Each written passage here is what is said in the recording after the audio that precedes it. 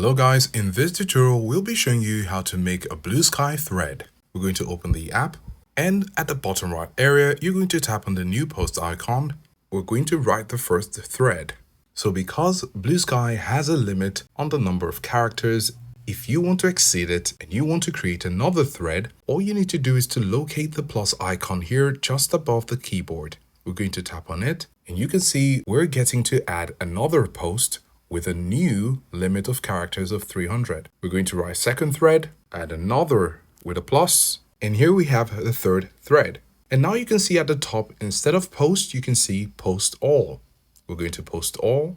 And then when you go to your profile, you can see your thread. When you tap on the first one, hello there, this is the first thread. And just beneath it, you can see second thread. And when you tap on the second thread, you're going to see the first comment as the third thread. So this is how to make Bluesky thread.